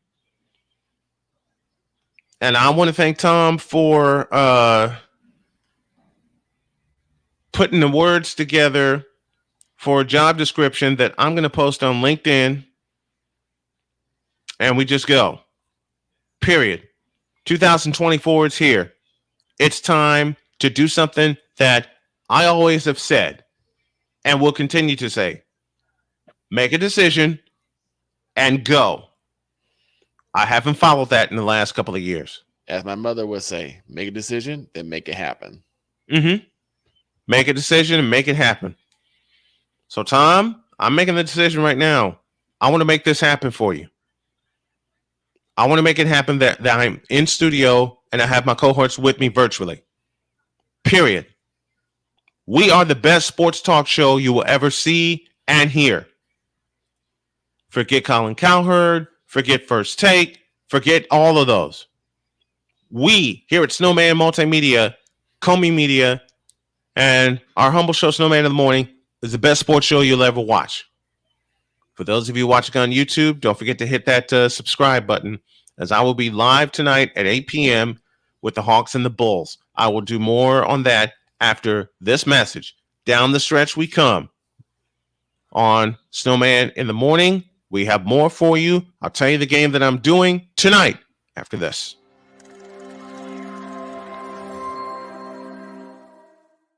Everything Boston. I love you morons. New Kids on the Block, New Edition. Dear whatever the law firm is. Sincerely, the U.S. Supreme Court. Ben Affleck, Matt Damon. Go yourself again, Jason Whitlock.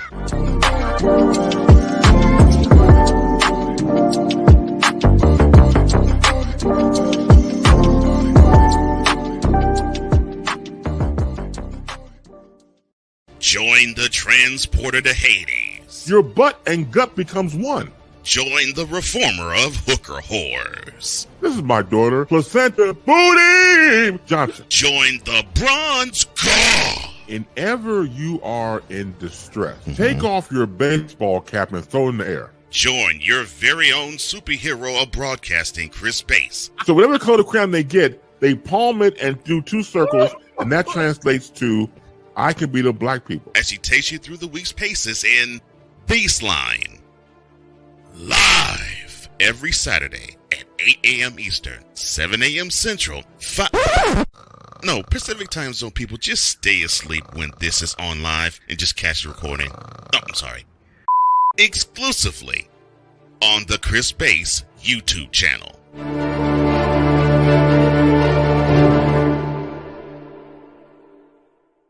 Ready to hang with some fellas who know football? Let's ride. LC Muscles 28. I think they're the most overrated defense in the league. Steel Sermon. We did not trail for a single second. Tiny Tim. McCarthy is a bonehead. A Pizzle 90. I'm going with my boys. Fins up, baby. Get ready for the Four Horsemen of Peckham's. Every Wednesday night at 10 p.m. Eastern, 9 p.m. Central on YouTube.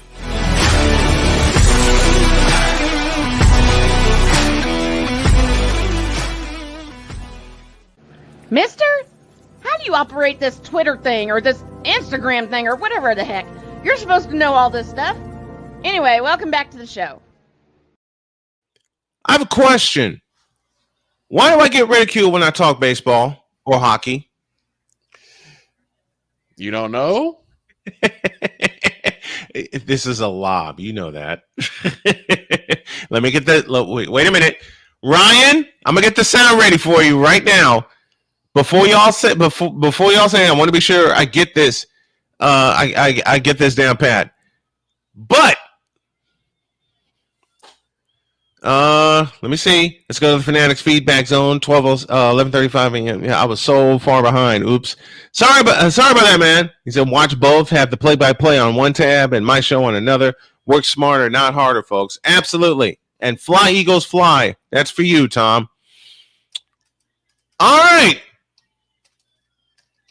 I know I'm going to hear it from Ryan when it comes to hockey, but I want to hear it from Victor when it comes to baseball. Go. Wait. Hold on. A black man talking knowledgeable about baseball? By choice?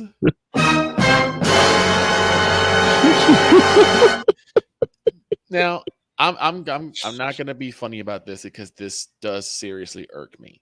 Yeah, let's go. Because what irks me is how, and I'm just gonna say it as plain as I can. Please do. How so many black people have relegated baseball to a white man's sport.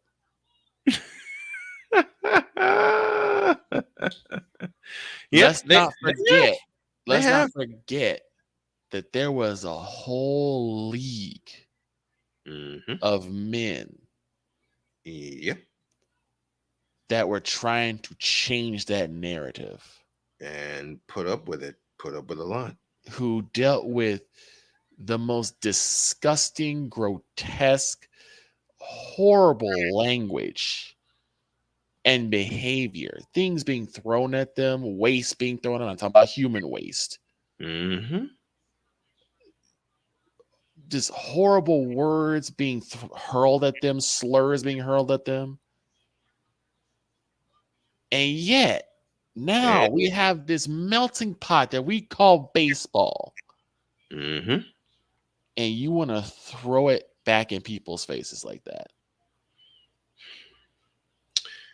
You know, I've said this many times over, and I'm going to continue to say it.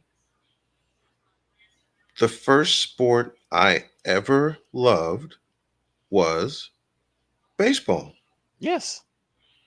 The first sport I ever loved was baseball.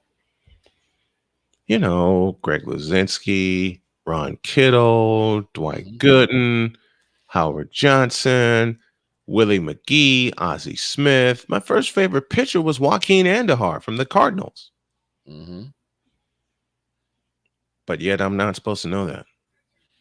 I mean, think about the legends that we have from Frank Thomas and Sammy Sosa and Greg Maddox and Robin Ventura, Ozzie Guillen, Kirby Puckett. Yep. Keep going. Kirby Union Gap Puckett. Thank you, Chris Berman. Ken Griffey. Ken Griffey Jr. Cal Ripken. Yep. The Iron Man himself. Cal Ripken Jr. Big Papi. Derek Jeter. I mean, you have so many individuals. And again, it's not just one race, it's multiple races. Thank you. Thank you. Thank you. Thank you. And thank you. Here's the thing. Sports in general should bring cultures and nationalities together. Should. I mean, we never thought we had someone from Greece come out and play in the NBA. Giannis Antetokounmpo. Right. Giannis Antetokounmpo. It's ridiculous that we are still trying to find ways to separate each other rather than bring each other together. It is maddening at this point. And baseball is one of those that will always have that melting pot factor. Because now there are Hispanic people jumping in. Yep.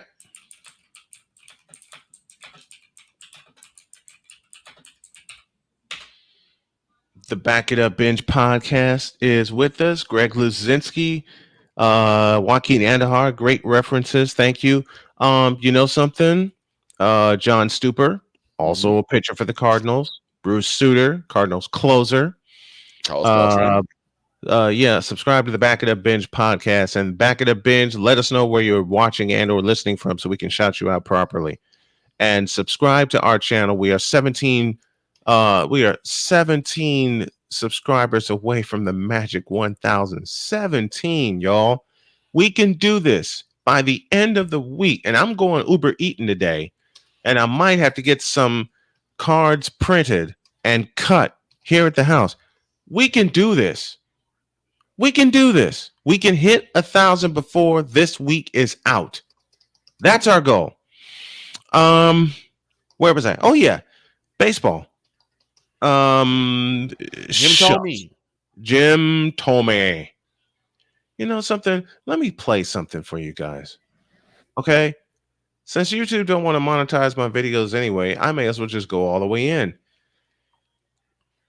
My Saturday afternoon with baseball. Okay?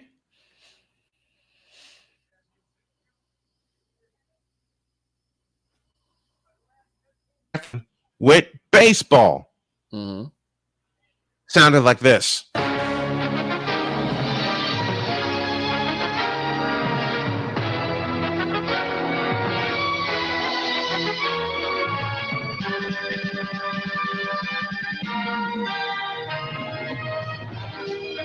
NBC.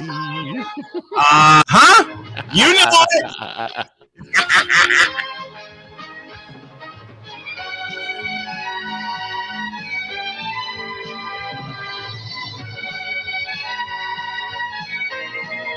Oh man.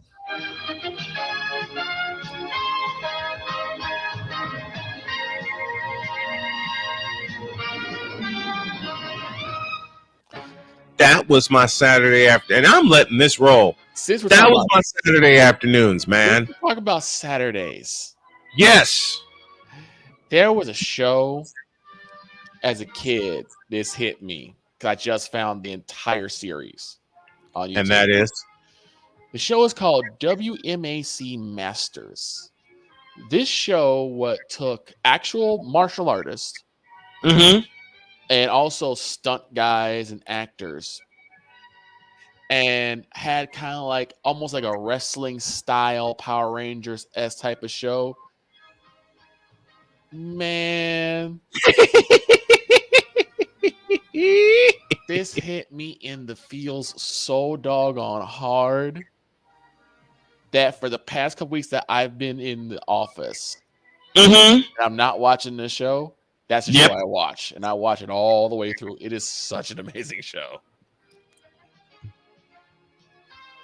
And is this me, or are the themes for the sports shows back then, 70s, 80s, and 90s, just pull you in more? You hear one of them that's pulled. You hear one of them that pulled me in. Between this one, in the NBA on CBS. Oh, you said NBA on CBS? Hey, for those of you that grew up watching basketball in the 80s, hold on just a minute. Speaking of themes that pull you in, anybody remember this?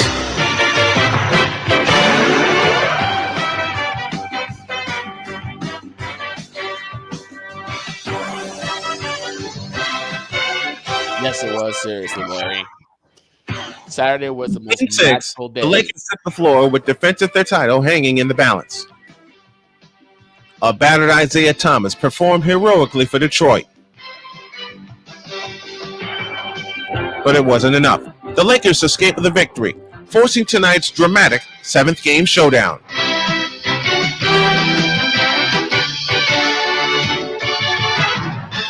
This has been a series of startling contrasts, from the friendships off the court to the fierce hostility on it. We witnessed the youthful exuberance of the challengers and the poise of the champions. There's been hardship and pain, but not enough to overcome sheer guts and determination. These teams have fought each other to a standstill, and tonight their destiny will be determined. It's just a question of who can endure this final hurdle.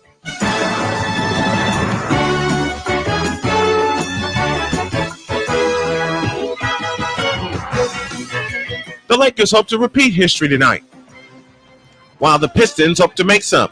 A championship is at stake, and only one team's prayers will be answered.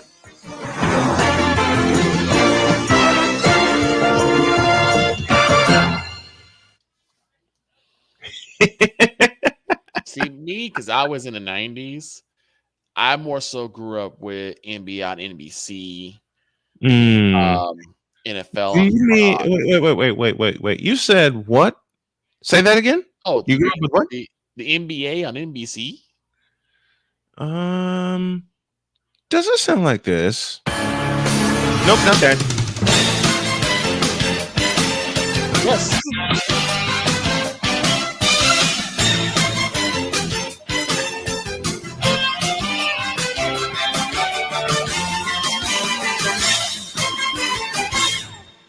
Does it sound like that? Words cannot express how many times just being, hanging out with my dad and my aunt. Then I have a present for you. Okay. Now, you are probably going to reach through the screen and try to choke me when I bring back this memory. But I'm going to do it anyway. Okay. This is the NBA on NBC. The 1991 NBA Finals. Tonight, Game 5 between the Chicago Bulls and the Los Angeles Lakers. Now, don't beat me up now. Man, when I tell you, I'm telling y'all right now, my theme song for basketball from here on out is going to go like this.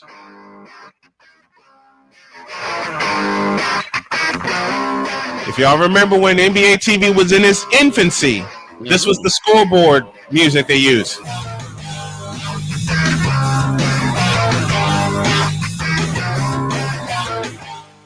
When I create the opening, and I'm going to do that today, when I get back from Uber eating for a couple of hours, that's the music I'm going to use. Because that's what I used when I covered Marquette Catholic. Oh. Actually, when I covered Marquette, where are you? Where are you, dagnabbit?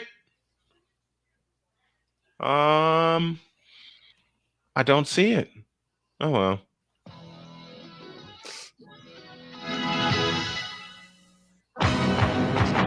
I used this when I covered Marquette.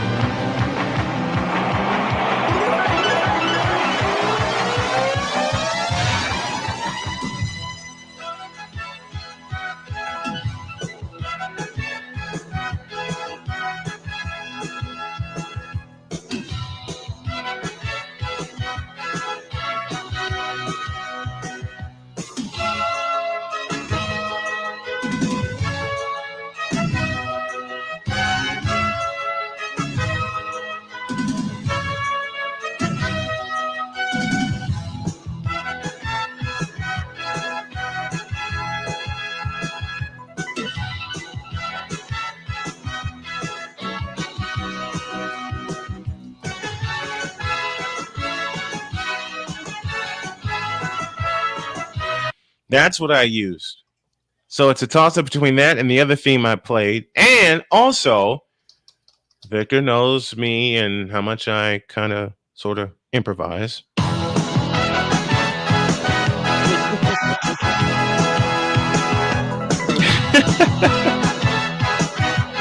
DJ Snow in the house. Hey, if y'all like the trip, where is it? Hold on. Yeah, where is it? I gotta find what Cole put together for me. If y'all like this, then hit me with a Cash App, please, so I can help my family.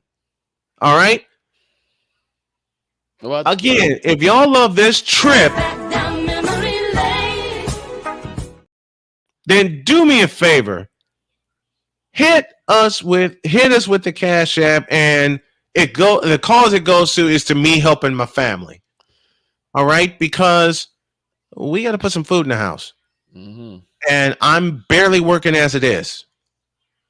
So, and Victor, thank you for popping the cherry on the GoFundMe. Very much appreciated, my brother. Oh, not a problem, man. Not a very problem.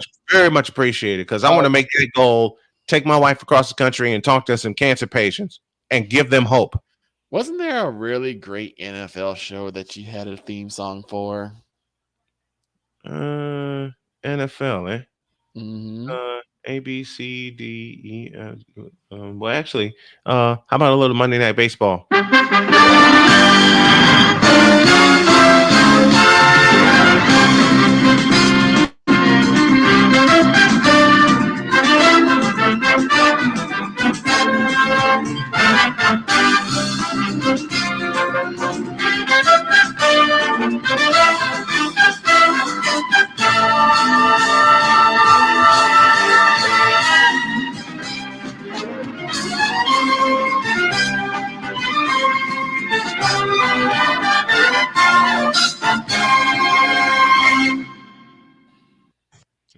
Anybody remember that one? Mm. Let's see. Victor called for the NFL. Let's see. That one, no. That one, no. That one, no. Now you're gonna smile, Victor. Mm-hmm. There it is.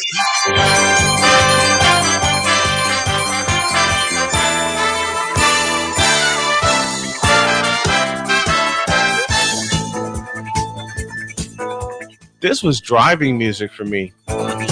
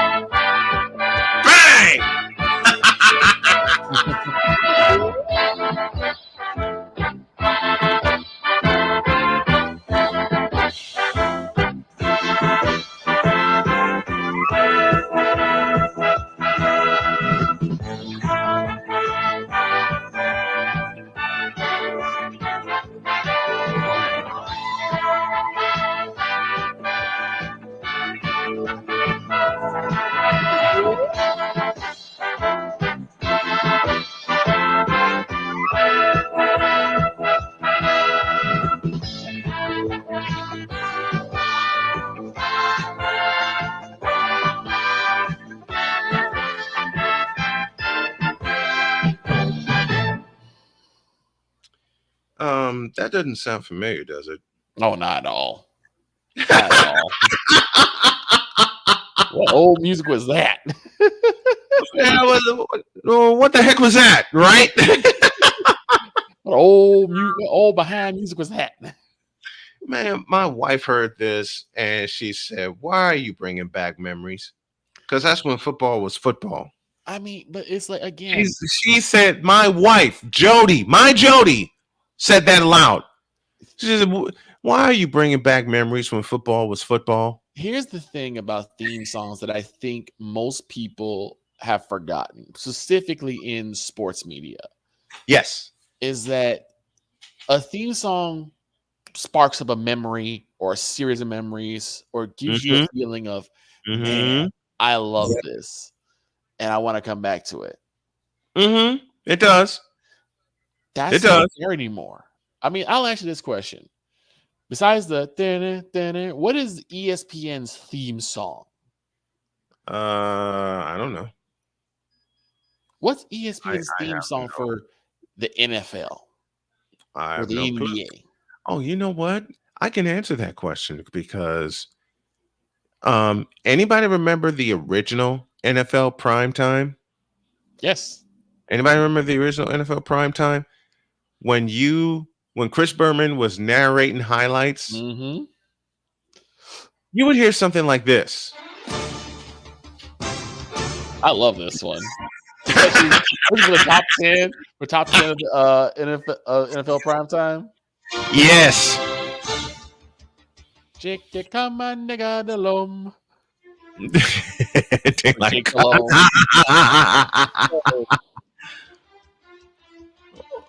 And they would have so much fun with the nicknames.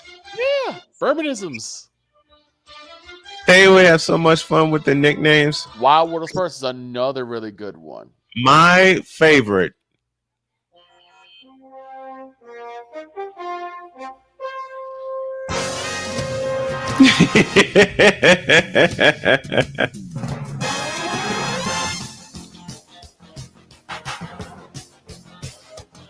Now I dare y'all to say you don't remember this.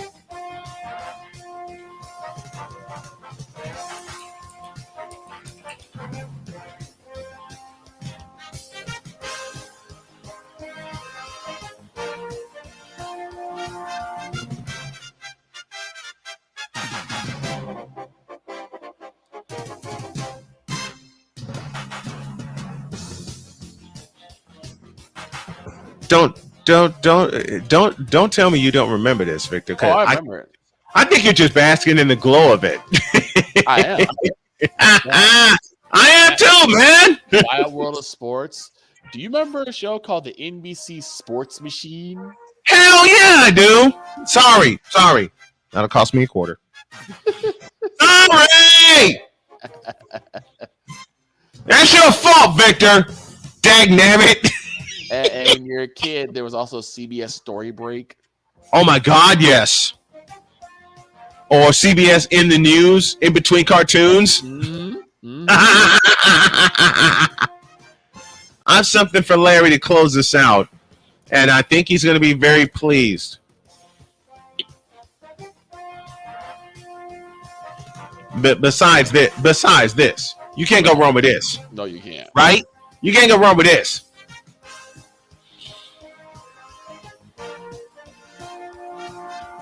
And the folks at WIRU are adjusting the time to go with our time. So we'll be back on our WRU station in Chicago beginning tomorrow. Thank you. Thank you to the folks there for that. I'm just handing out applause to everybody. Here you go.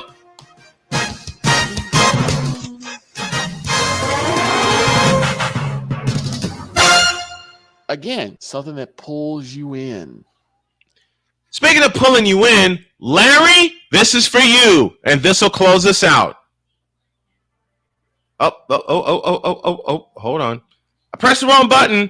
Try again. Let me do this again. Larry, this is for you, and this will close out this trip down memory lane.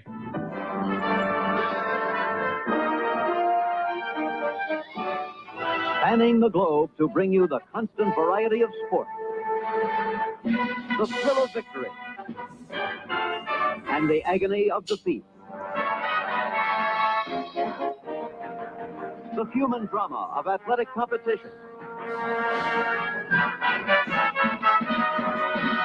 This is ABC's Wide World of Sports. Brought to you by GMC Trucks. Trucks are what we're all GMC about. Trucks. Oh, my Lord. Budweiser. For all you do, this bud's for you. And by GMC Republic Trucks. Airlines. Nobody serves Ain't that our something? Republic like Republic.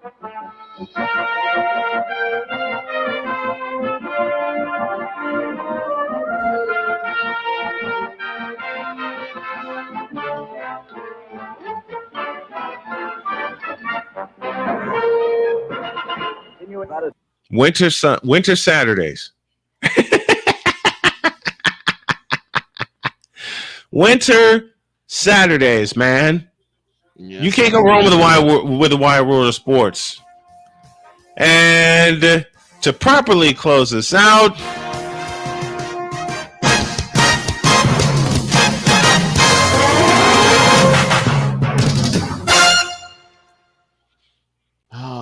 I didn't do that. I didn't do that right.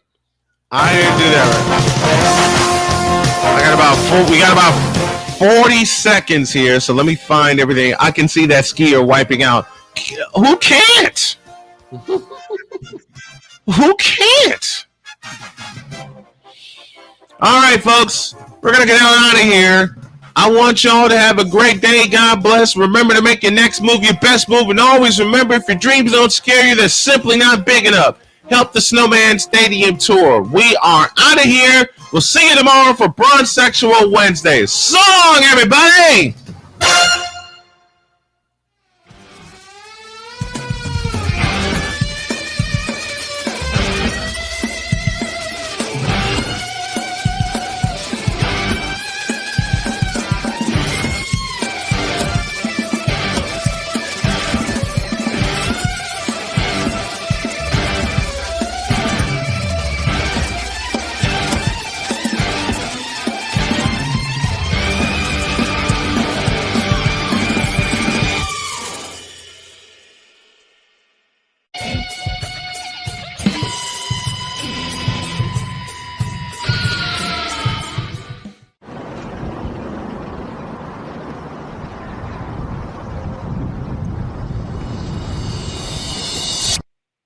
Larry, you are very welcome. We'll see y'all tomorrow.